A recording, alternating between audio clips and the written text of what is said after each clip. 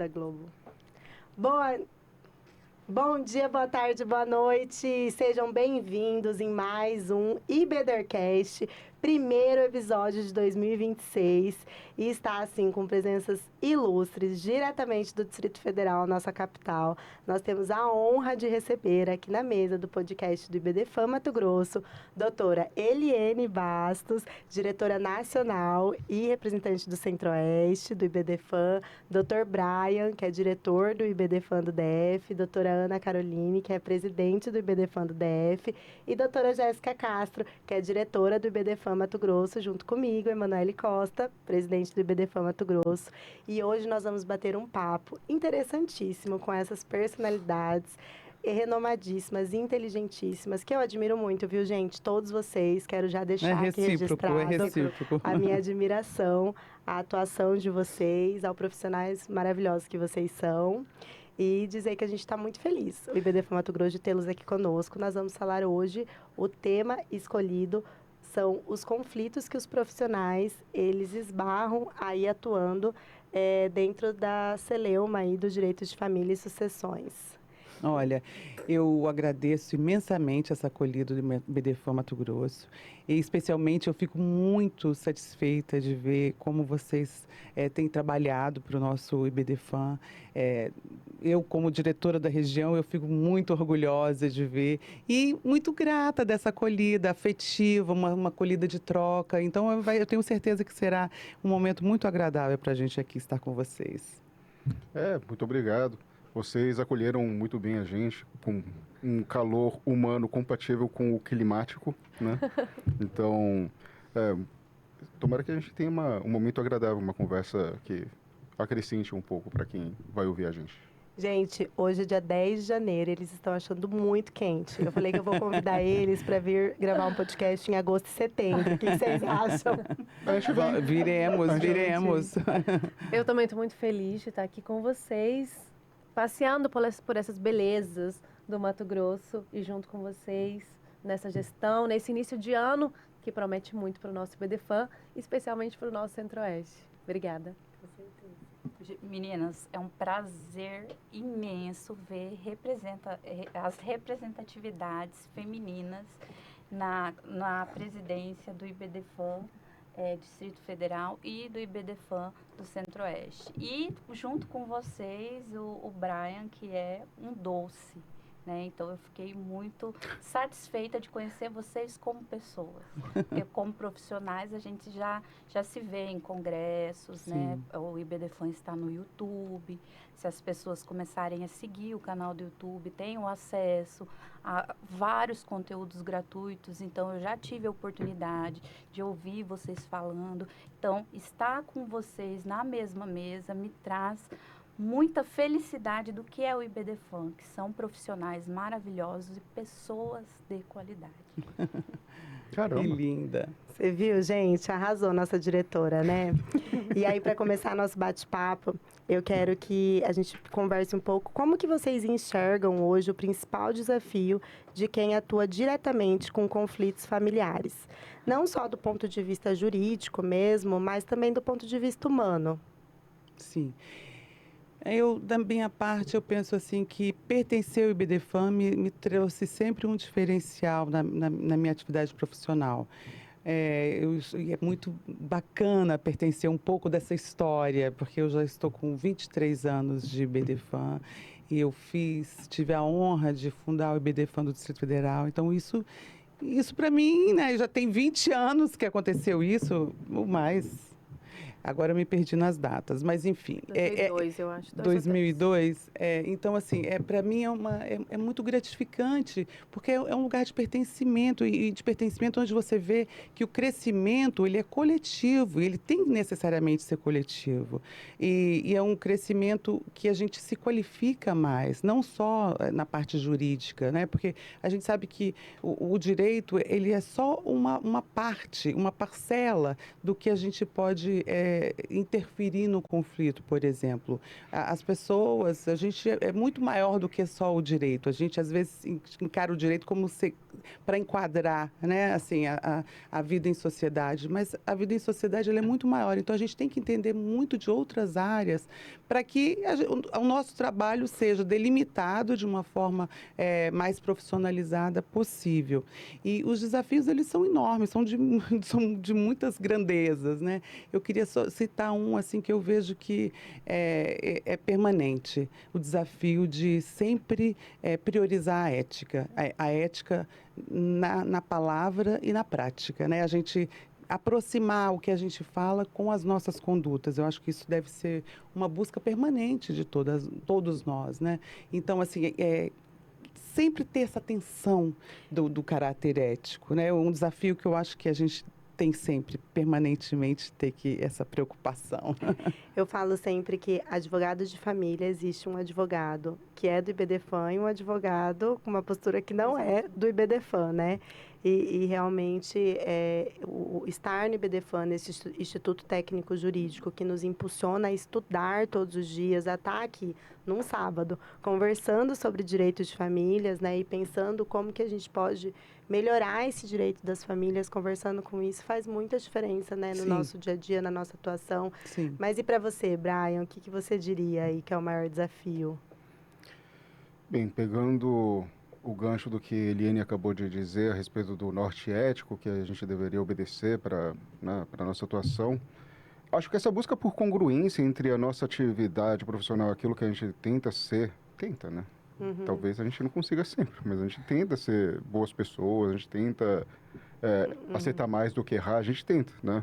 Talvez essa disponibilidade por continuar tentando, apesar de tudo que acontece, né? Apesar dos colegas, apesar das situações, apesar da necessidade financeira, muitas vezes, pô, será que eu vou pegar esse caso que não tem nada a ver comigo, né? Porque vai me pagar bem, mas, pô, será que vale a pena eu vender um pouco minha alma aqui por conta dessa recompensa que, enfim, vai sumir também, mas qual que é o preço da nossa alma, no final das contas, né? Essa questão do norte ético é muito importante para a gente conseguir, de alguma forma, decidir que tipo de pessoa a gente vai ser. Porque a partir do tipo de pessoa que a gente escolhe ser, a gente vai ser esse profissional também, porque a gente não tem muito como separar as duas coisas, né? E, às vezes, eu me pego pensando de maneira um pouco infantil, que pô, será que dá para ser realmente completamente congruente, ser uma pessoa só em todos os ambientes, né?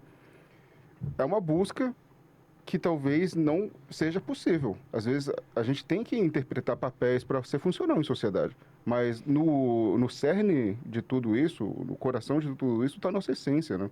Então, quando a gente fala no Instituto, quando a gente fala no BDFAN, a gente espera, a gente anseia que a gente esteja realmente numa irmandade em que as pessoas pensam um pouco parecido, né? Então, nós contra o mundo, né? E que a gente se entenda. Nem sempre acontece. Isso entristece um pouco, né? Mas acho que se a maioria pensar em acertar mais do que errar e tiver esse lugar, né, de querer contribuir realmente para fazer o mundo um lugar melhor e colocar as nossas habilidades nesse lugar de contribuir, de fato, para que haja entendimentos e não uma postura só extrativista diante dos problemas dos outros, né? Não só... Talvez aí até essa cultura da litigiosidade diminua um pouco, que a gente consiga avançar aí nos métodos alternativos de conflitos para resolver as questões familiares, né? Que seria aí lindo, né? Imagine para o litigioso só que verdadeiramente... Tomara. Aí, Mas eu insisto isso no meu cotidiano. Eu também. É uma luta que a gente prega, né? Porque eu acho que isso salva famílias. Sim. Mas não é a realidade no geral, né? Infelizmente, Sim, assim, sim. de As atuação, pessoas ainda né? têm muita resistência, né? Tem muito. E para você, Carol? Eu vou pegar, eu acho que a gente iniciou esse bate-papo com esse tema super importante, então eu vou falar um pouquinho desse profissional diferenciado, que atua de forma geral com conflitos familiares e a ética, né? A ética na atuação, a ética na profissão, com exemplo prático que me veio à mente. Eu adoro contar causos, né? Eles sabem muito bem. Foi muito rápido, uma situação que aconteceu no escritório. Um advogado recém-formado estava atuando comigo num caso que a mãe estava com a criança no fim de semana e não devolveu no dia certo, né? E aí o advogado recém-formado já veio com aquilo que aprendeu na faculdade, né? Beligerância Exato, exacerbada. do conflito e tudo, da estratégia jurídica, do papel como resolvedor de tudo, e já veio com um pedido de busca e apreensão. E aí, naquele momento ali, eu sentei com ele, calma, vamos respirar. A gente tem que pensar que para a gente é um processo. Para o nosso cliente, para outra parte, é o filho. Tem coisa mais importante na vida do que filho? É uma relação familiar, é um divórcio, enfim. Sempre envolve sentimentos, tristezas, mágoas. A gente sabe que a gente lida com isso cotidianamente. Então, nesse caso, eu parei. Vamos olhar quem é advogado da outra parte. E era no interior do Rio de Janeiro. Era uma ibedermana. Vejam, eu passei 1h30 com ela no telefone, ela ligava para cliente, ligava para mim, ligava para cliente, ligava para mim. Em 1h30, talvez a gente tenha resolvido algo que iria gerar um trauma para aquela criança pro resto da vida. A gente não sabe as consequências de uma situação da polícia bater na porta e levar uma criança à força, e a mãe naquela situação também, e o pai também, ou seja, vejam a responsabilidade da nossa atuação. Né, nos conflitos familiares, nas questões de família.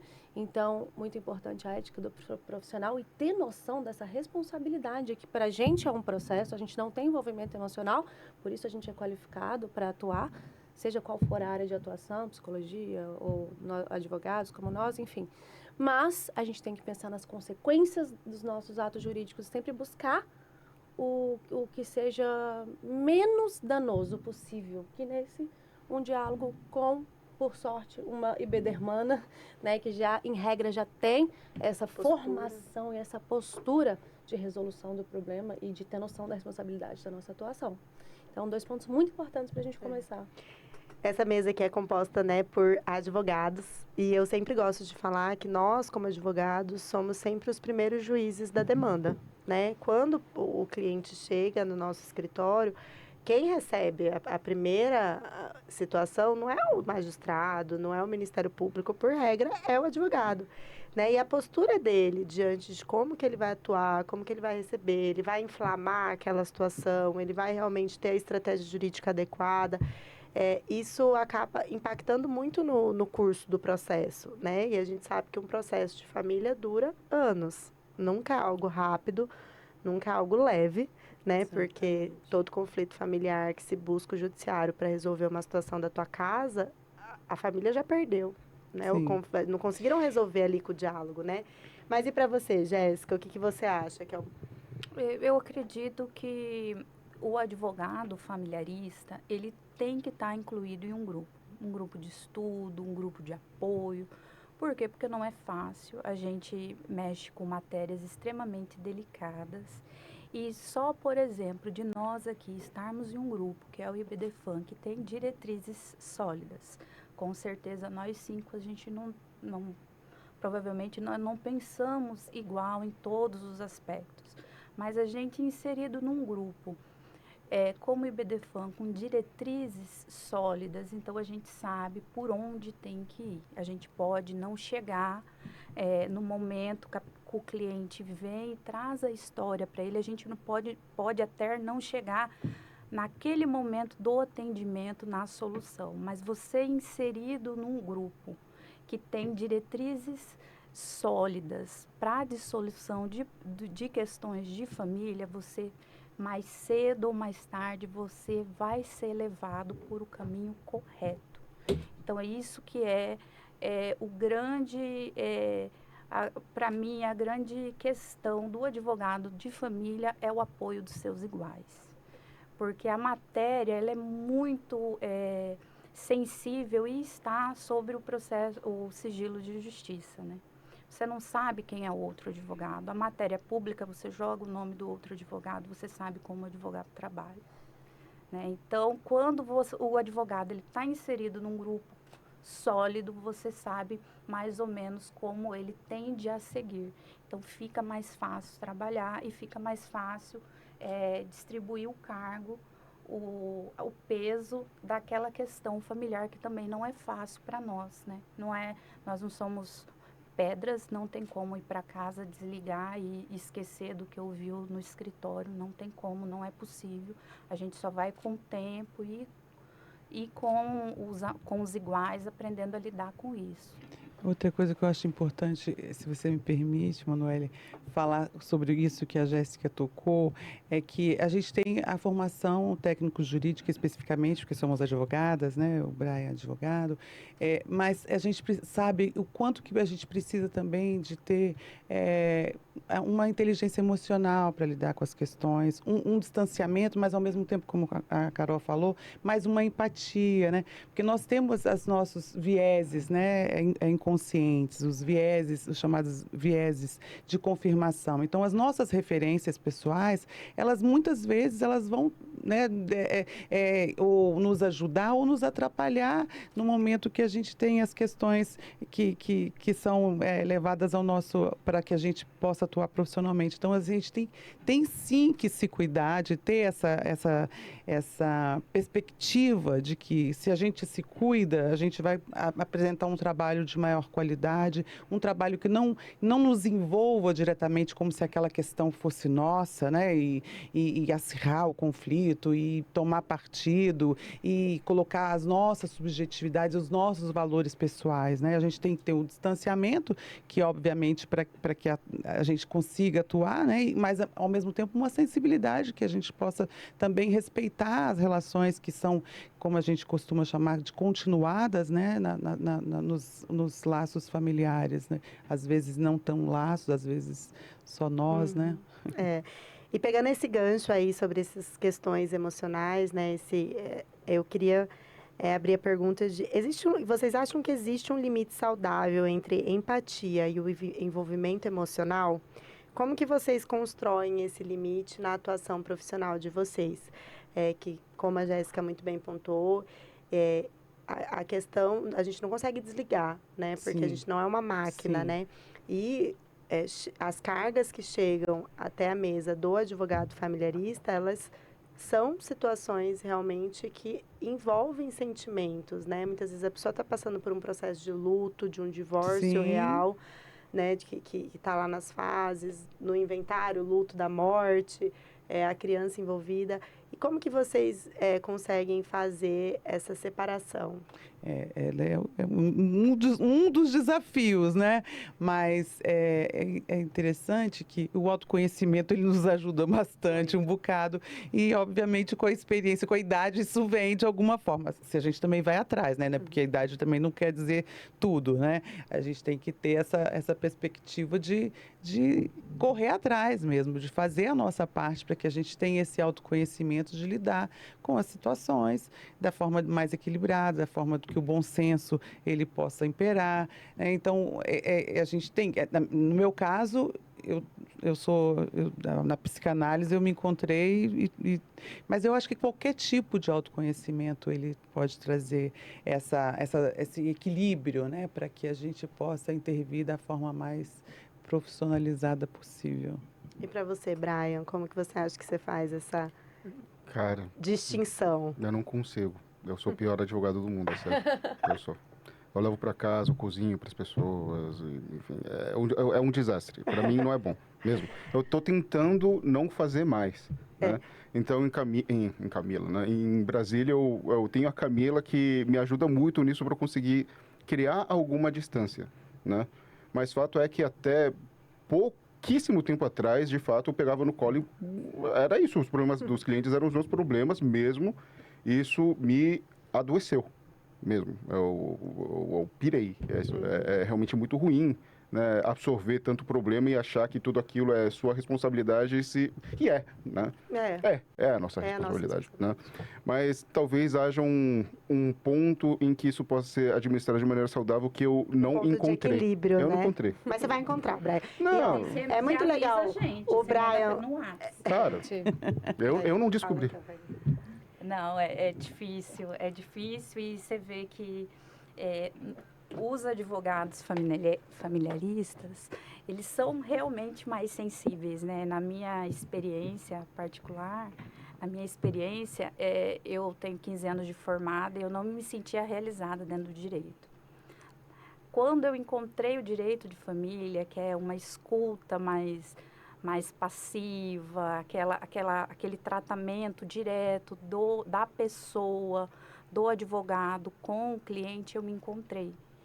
porque eu acho, nas outras áreas eu acho muito frio. Então, isso que atrapalha o Brian me fez voltar a gostar da minha profissão, me fez eu me encontrar na minha carreira. Então, assim, eu fico muito, muito realizada por isso. Deles poderem contar, um casal vai se separar, senta no seu escritório. Ali você escuta o casal 3 horas. O que vai para o processo?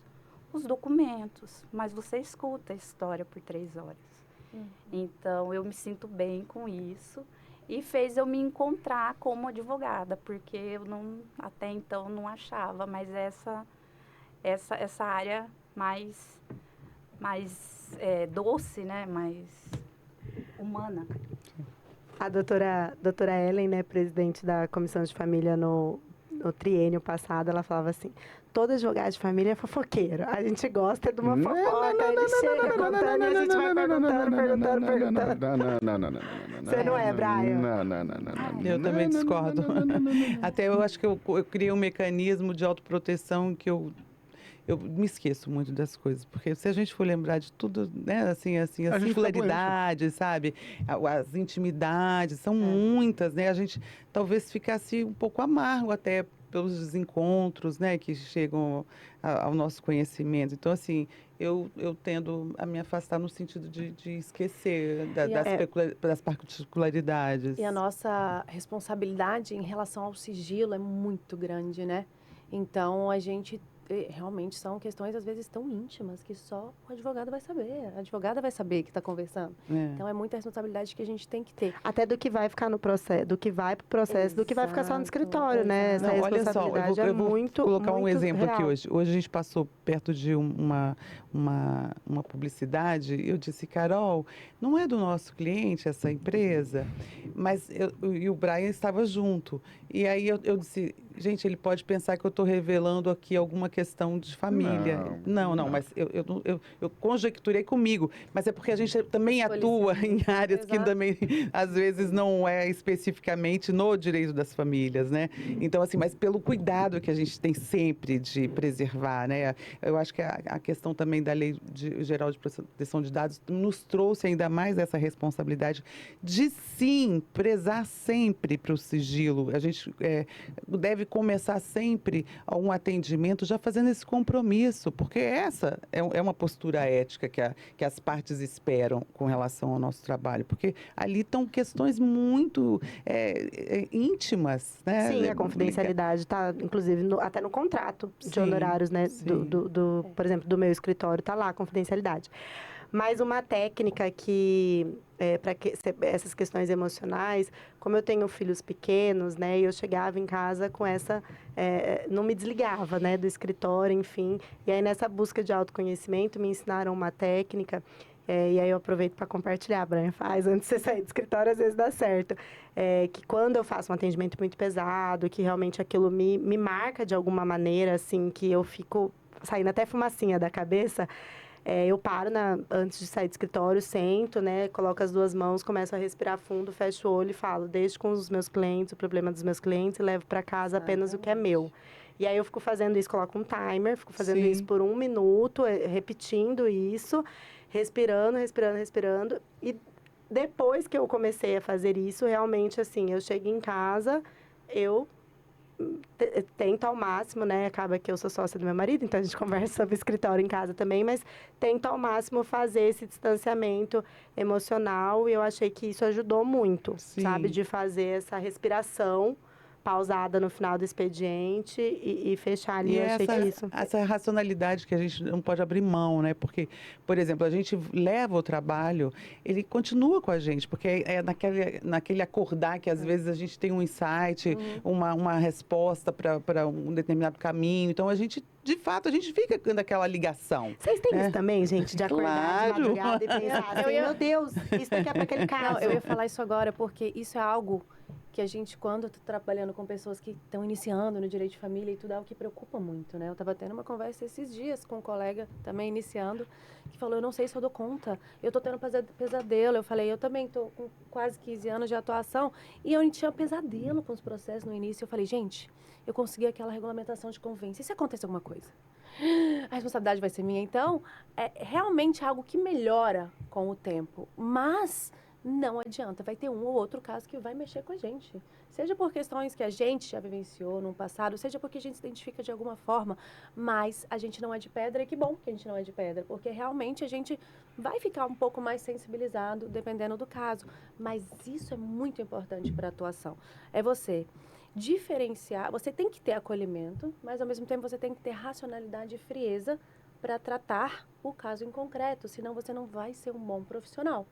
E essa proximidade com o cliente eu não vejo como ruim. Eu, por exemplo, tenho uma cliente muito amiga, mas a minha relação com ela não significa que na atuação do processo eu vou ter envolvimento emocional, né? Porque a gente entra como com a qualificação técnica e sem o envolvimento emocional, sem a raiva da outra parte, né? Sem a mágoa, a tristeza, enfim, vivenciada pela outra parte. Então, eu acho um dos grandes desafios. Melhora com o tempo, mas não significa que a gente não vai ter pequenos desafios de justamente fazer essa separação. Acolher o cliente, sim, continuar tendo sensibilidade para tratar com o caso em concreto, mas não sofrer, não ter pesadelo, não levar para casa, não ficar com paranoia o fim de semana, porque aí você passa, muitas vezes você passa uma insegurança e realmente age com insegurança, não consegue ter firmeza com o cliente e falar, isso não entra no processo, como você falou, isso aqui não é importante, não, você não pode agir assim, não manda essa mensagem, a gente tem que ter isso. Essa autoridade de quem tem experiência, de quem tem o conhecimento que a pessoa está buscando. Então, às vezes, a gente também tem que representar esses freios, né? Esses freios, Sim. esses direcionamentos. Temos obrigação disso, a gente tem obrigação Até disso. porque senão o processo vira uma lavagem de roupa suja que não Sim, vai. A gente fala, não, vamos marcar uma sessão, né, de terapia aí, Sim, né, familiar. usar o conhecimento de outros profissionais, né? Não, eu gostaria de dizer que eu sou insensível e que eu não me envolvo e tal, mas a verdade é que as minhas intensidades me impedem de ficar impassivo diante das situações mesmo. Então, realmente eu me envolvo mesmo. Então, não é... Evidentemente, o cliente vem até a gente para resolver uma situação que ele não deu conta de resolver sozinho. Se tivesse solução sozinho, ele conversaria lá com o ex-cônjuge, que quer que seja, com os irmãos, com os tios, com a mãe, e estaria tudo bem. Qual que é o lugar do advogado quando vai se meter numa situação de conflito intenso? É para levar alguma espécie de técnica suficiente para trazer pacificação para uma situação complicada, né? Eu tento.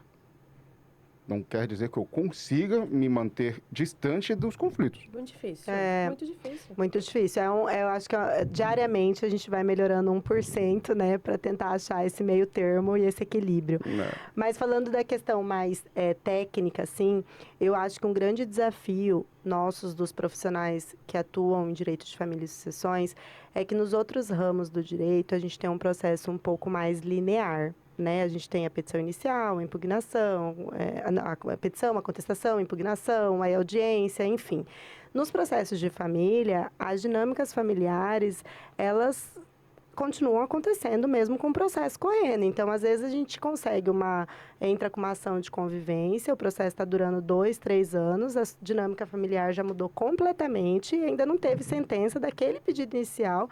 E aí a gente entra com pedidos liminares no meio do caminho, que viram outros processos, porque às vezes dá agravo de instrumento. Então, de uma situação do início, né, de um ponto, uma causa de pedido específica, pela dinamicidade das relações familiares, ela se desdobra de uma maneira processual, e a gente, como advogado, eu acho isso um desafio nosso, até na questão da cobrança, no sentido, porque a gente... É de convivência isso, doutora, mas eu tenho um processo... Vários filhotinhos. Mas são vários filhotes. Eu tenho um processo de divórcio que tem 20 processos de uma ação de partilha, de tanta grave, vai e vem, tantos pedidos liminares. Eu acho que esse é um desafio de nós, que atuamos, né, no direito das famílias e sucessões, nos processos, para até saber quantos atos a gente vai fazer dentro de um processo. Como que é para vocês?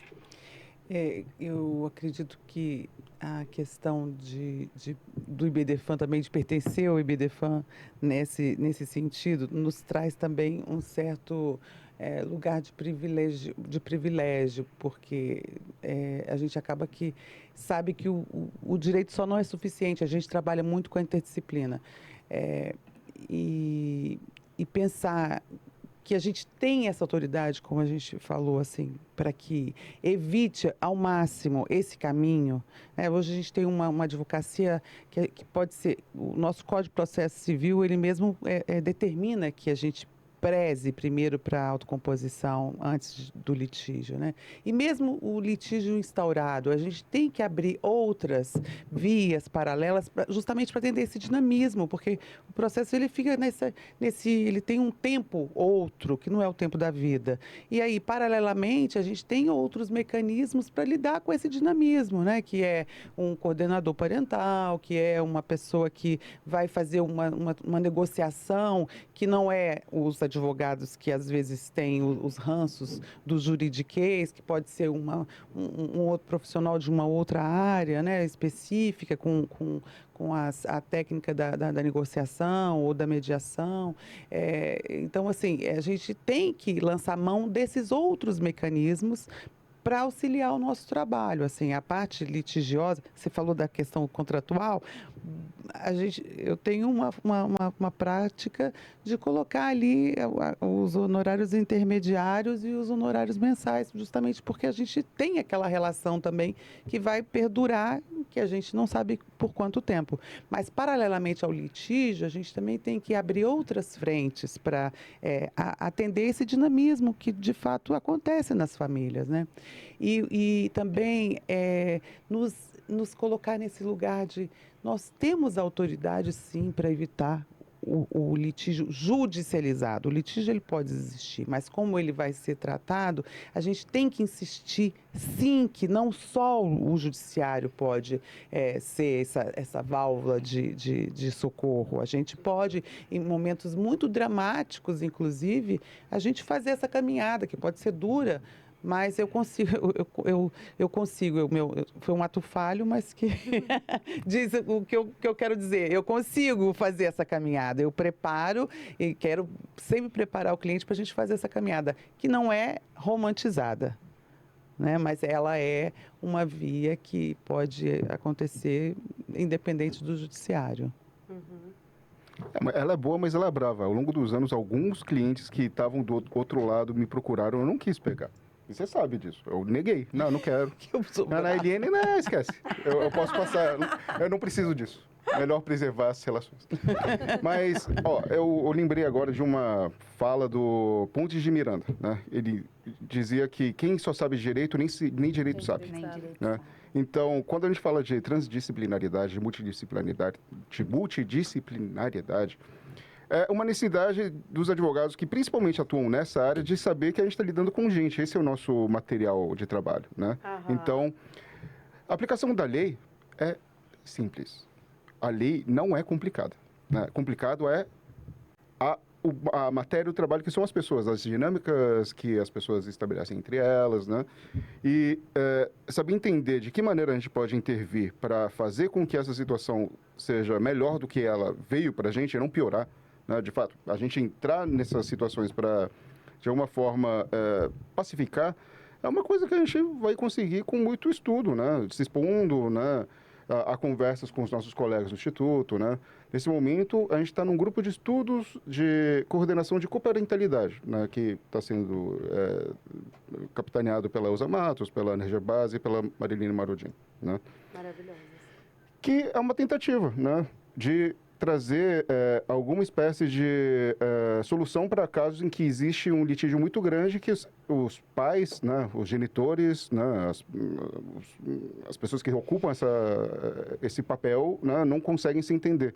E aí a gente está falando dos filhotinhos, né? Como é que a gente impede que esses filhotinhos nasçam, né? Se não fazendo com que querida, olha só, vamos sentar para conversar, porque isso aqui não é viável, isso não é vida, né? As crianças vão viver... Né? E é caro, é um custo de tempo, é um custo emocional, é um custo financeiro, isso também, a gente tem que desmotivar, né? Sim, então não é, tá bom, beleza. Se a gente fosse pensar num aventureiro, alguém que vai abraçar uma causa de família, né? Para entrar...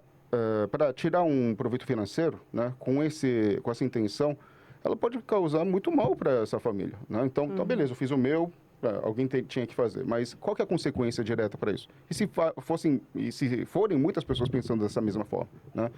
Como que a gente está contribuindo para a construção da nova geração nessa sociedade? Né? Crianças inseridas num contexto de litígio terrível, de altíssima litigiosidade, de falta de ética, de falta de moral, de falta de um monte de coisa, né? A gente tem essa opção, ou a gente tem a opção de ir para o outro lado, de tentar transformar as questões de maneira dialógica, né? E a gente começa a perceber, quanto mais a gente estuda, mais a gente entende que este é o caminho, né? Dentro do direito das famílias e sucessões. Com isso, não é desencorajar o litígio. caminho. O litígio é necessário, sim. A guerra é uma forma de resolução de conflito. Não é a ideal. Talvez a extinção da raça humana não seja o ideal, mas em algum momento talvez seja um caminho viável. A luta, a briga, mas não teria que ser a primeira escolha. Para conversar um pouco, enfim, tem tanto profissional bom para recorrer. Eliane falou de mediação, de negociação. Eu coloco aí a prática colaborativa no meio, a mediação mesmo, né? Estou falando da coordenação de parentalidade, né? Tem muitas maneiras da gente trazer o diálogo para a mesa, né? E é uma mudança de cultura também, né? Porque vez ou outra a gente ouve, mas como assim? A gente vai assinar juntos? Não, e qual a segurança? Eu quero que o juiz, eu quero a canetada, né? Então, assim, é uma mudança de cultura geral, de mostrar, nós como profissionais, mostrarmos as possíveis consequências, o custo, a demora, o custo emocional, se tem crianças envolvidas, o custo emocional para aquela relação parental, para aquelas crianças. Então, a gente precisa, eu lembrei de um ponto muito importante, a gente precisa esclarecer, né, e rechaçar aquela frase, é advogado de família, você é psicólogo, então, você gosta de ser psicólogo? Não. A gente não é psicólogo, a gente não tem formação, não tem qualificação para direcionar o psicológico do nosso cliente. A gente acolhe, né? Aquele primeiro atendimento que ele precisa é de um acolhimento, então vai contar todos os fatos e a gente vai transformar esses fatos nos fatos Na melhor jurídicos. estratégia. E a melhor estratégia é menos danosa. Mas a gente precisa encaminhar nossos clientes também para os profissionais qualificados, né? A depender do caso, eu converso, coloco, inclusive, como uma questão imprescindível para fazer terapia. Tentar resolver a terapia. Sim, e qualquer, às vezes a terapia, às vezes o pastor, o que a pessoa precisa de, às vezes, sair daquele lugar meio até infantilizado. Não, eu quero que o juiz falar, para mim tá certo. Não, para o juiz falar, ele vai falar com os elementos que a gente quer que sejam vistos na singularidade. Mas não vai ser igual como um pai e uma mãe. Não vai ser.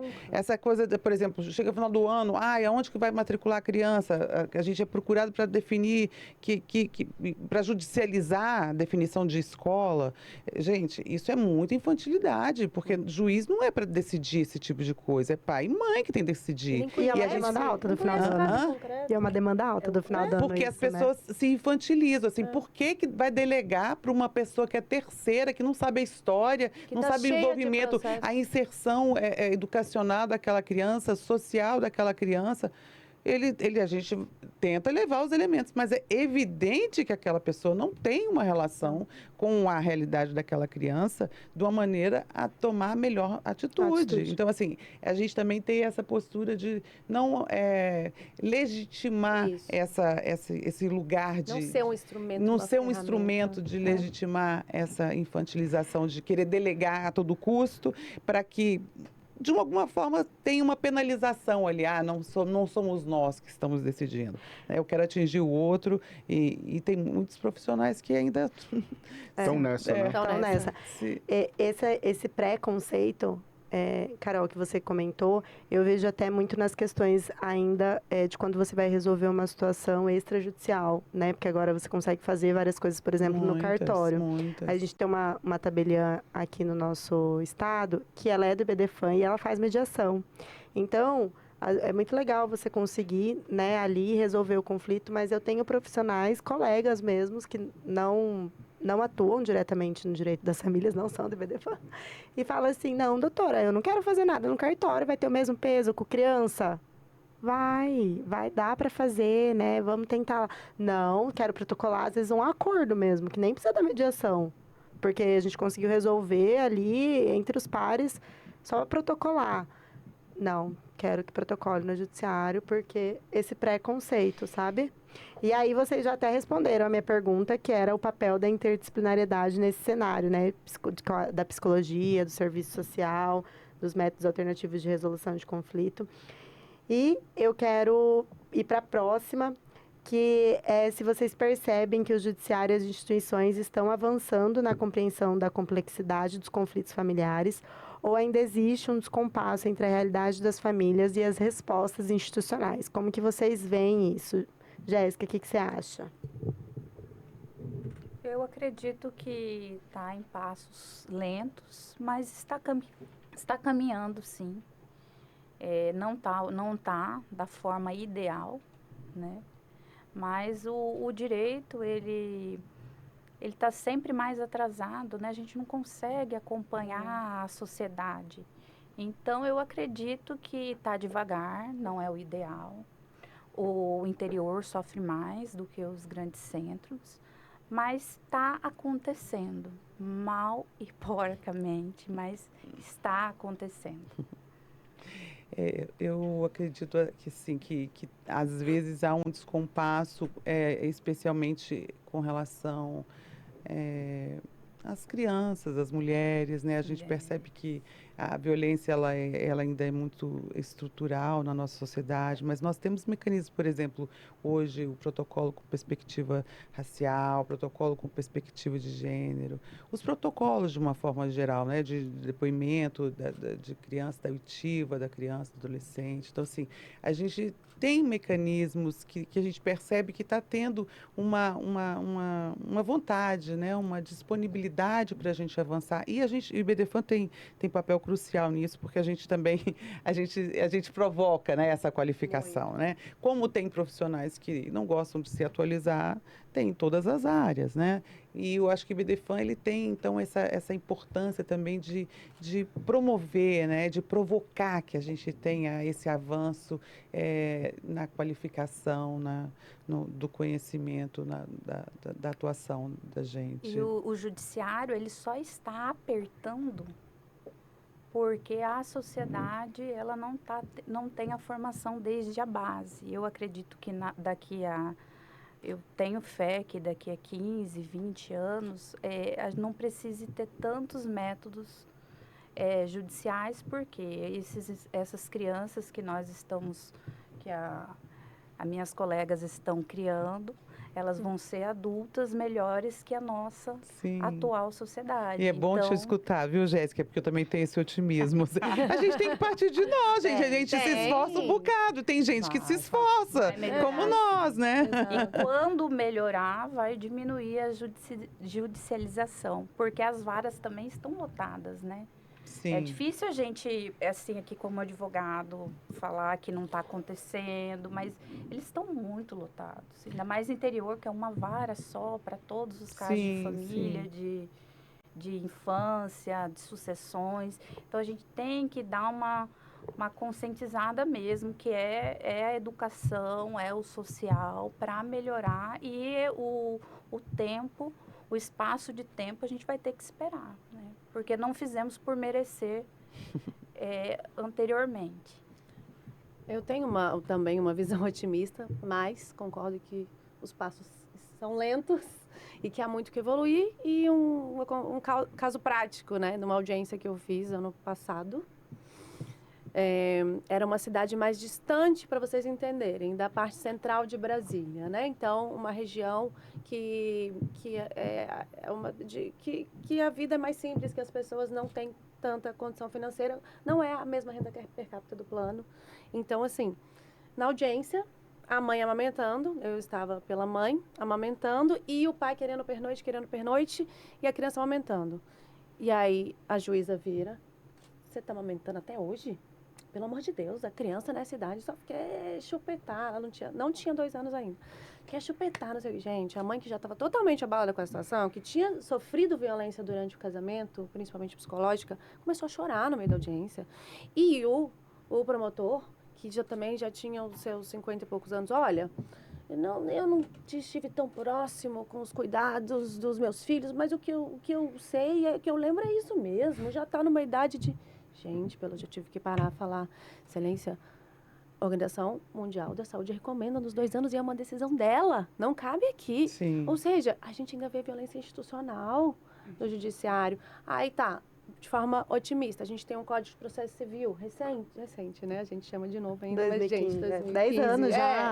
16, mas que fala o quê? Que nas ações de família, a parte, quando é citada, não vai receber a inicial para não provocar o litígio, e fala que as audiências de mediação são obrigatórias. Positivo, né? Mas o que a gente vê também na prática? Não vejo possibilidade de acordo, ou seja, o juiz já falando que ele não vê. Que ele não vê, ele não conhece as partes, ele ainda não teve nenhuma audiência, ele fala, olha, não vou marcar nesse momento a audiência, ações de família. Então, o que eu acho importantíssimo? Um preparo, uma especialização de toda aquela rede que vai atuar em direito de família e sucessões, principalmente magistrados, advogados, como a gente faz essa qualificação. Mas acho que está melhorando sim. Acho que essa cultura da mediação, da conciliação, da autorresponsabilização do par parental, não votar, deixa para o juiz, não, ele que decide. Acho Da que responsabilidade afetiva nas relações, cada um, né? Entender o seu papel dentro das relações. E eu acho que é importante também a gente passar para as famílias que a gente atende que o divórcio, ele não termina a família, né? Só muda, as pessoas só mudam ali de figura dentro daquele núcleo familiar, mas a família continua porque eles optaram por ter filhos, os adultos são eles e não as crianças, né? Eu sempre falo para os meus clientes, o adulto é você, né?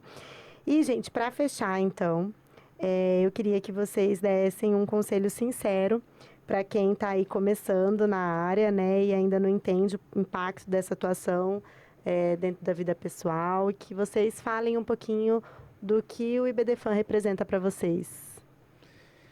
Olha, o IBDFAM para mim é um lugar de pertencimento, é um lugar que eu tenho me trazido muitas pessoas, que eu tenho muitas trocas que são verdadeiramente importantes no meu desenvolvimento como pessoa, como profissional. Então, eu dou um conselho para quem gosta do direito das famílias, do direito sucessório, por favor, venha pertencer a essa instituição que tem muito a oferecer e principalmente pelas pessoas que aqui estão. Então, e meu conselho também é para que a gente tenha sempre essa perspectiva de empatia, mas também de autoconhecimento para que a gente possa dar melhores respostas ao nosso trabalho.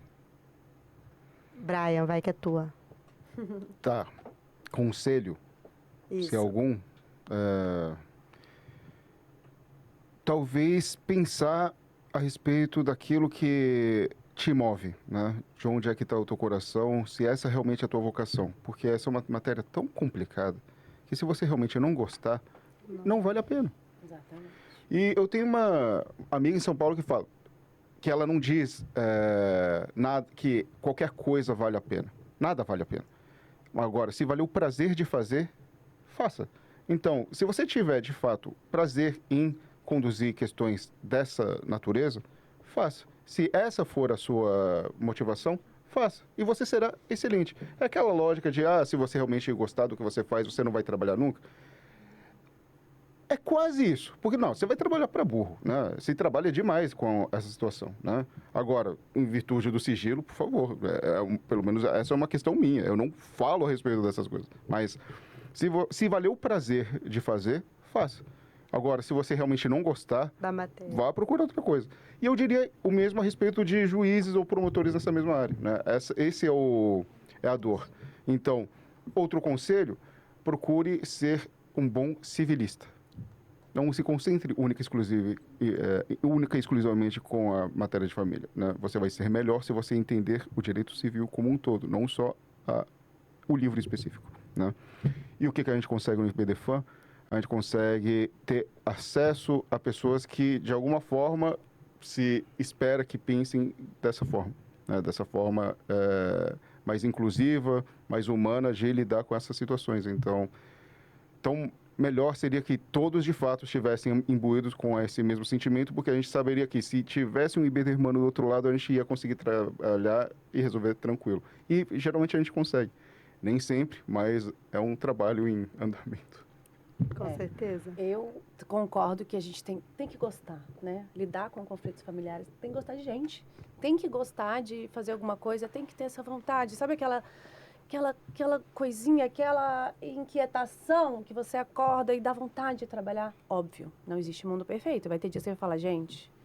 Eu lembro um dia que o cliente me ligou sábado falando...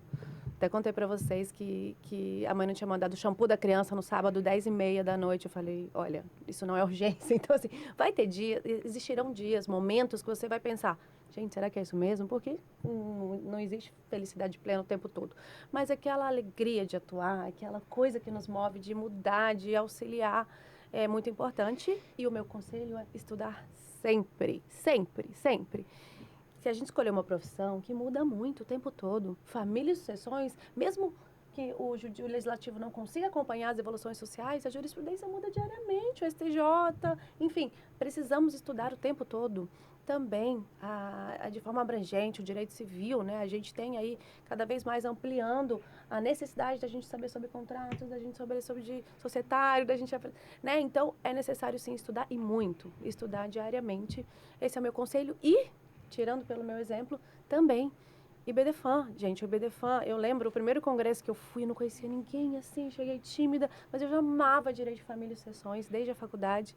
E eu lembro quando eu olhei, que eu comecei a ver aquelas palestras, eu fiquei tão emocionada, eu falei, gente, eu encontrei minha galera, assim, as pessoas pensam como eu, as pessoas gostam do que eu gosto. Então, é uma instituição que realmente fez muita diferença, conheci essas pessoas maravilhosas, além disso, aprendo dia a dia, porque a gente conversa sobre os temas no dia a dia, tem atualização de jurisprudência, tem congresso, palestra o tempo todo. Então, são profissionais dentro de uma instituição que realmente proporciona essa atualização. Então, é o meu conselho para quem está iniciando, amor ao que faz, com certeza, aptidão para exercer o que faz, muito estudo e entrar, se envolver em instituições como o IBDFAM, que ajudam muito nessa trajetória. Perfeito.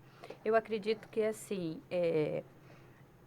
a parceria é uma boa alternativa. Se o processo está muito pesado, você buscar uma parceria para dividir a atuação é bem interessante.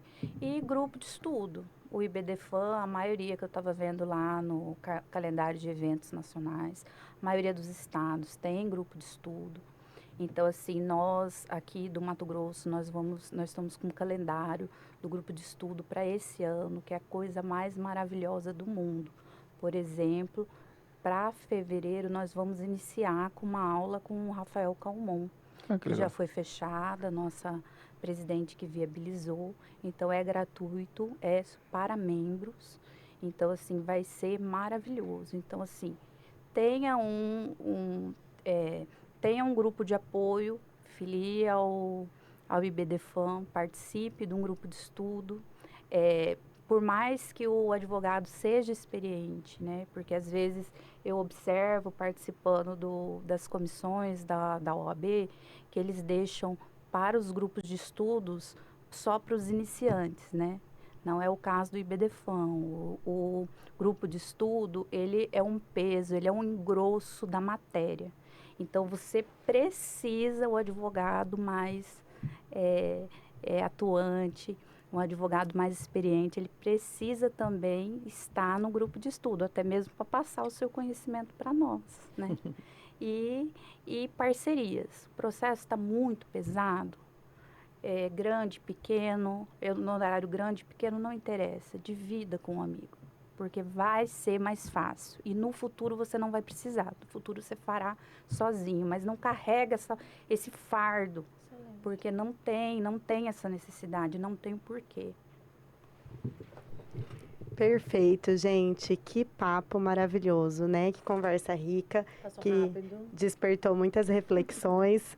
E queria deixar aqui um spoiler, aproveitar a presença desses maravilhosos que estão aqui, né? Em janeiro, vieram para Chapada, né? Ver a viabilidade da gente fazer o Congresso do Centro-Oeste aqui na nossa amada Chapada dos Guimarães.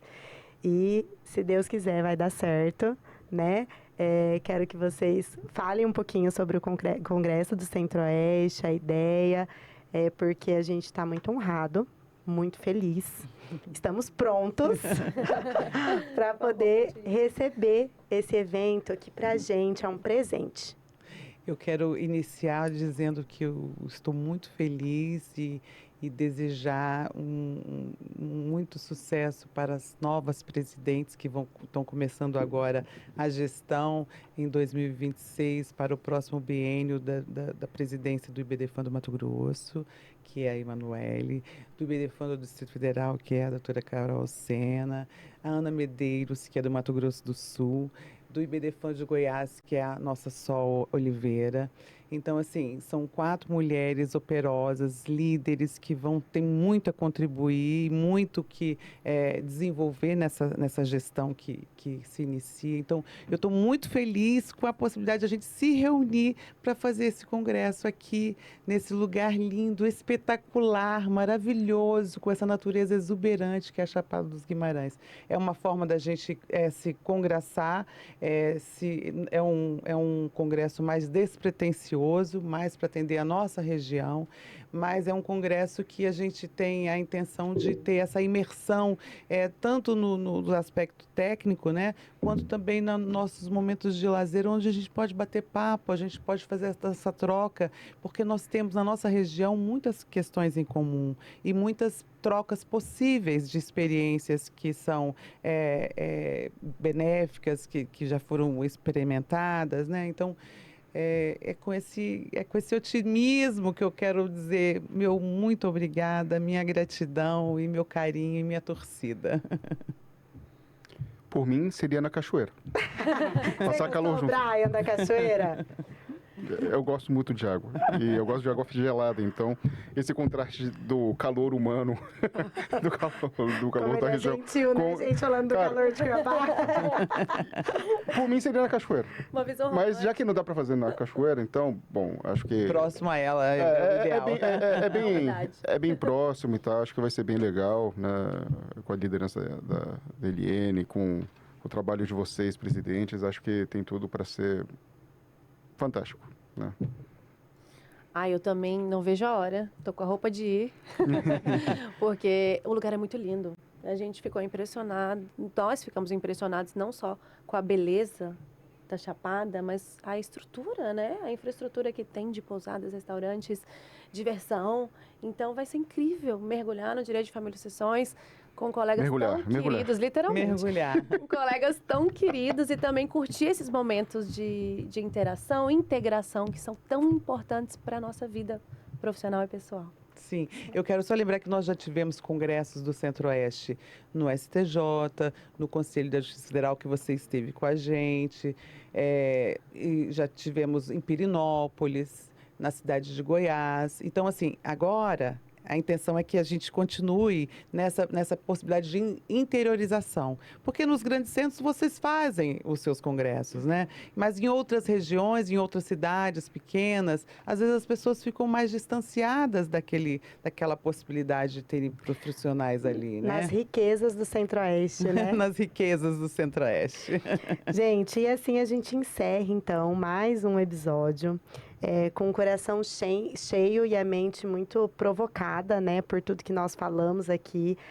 Advogar em família e sucessões realmente exige a necessidade de sermos profissionais melhores e olhar para aquela situação não exclusivamente como um processo, mas realmente com acolhimento, com afeto, com maturidade emocional para lidar com aquele conflito, achando a melhor estratégia jurídica, né, para achar a solução mais rápida para aquela família. E eu agradeço mais uma vez a presença de todos vocês.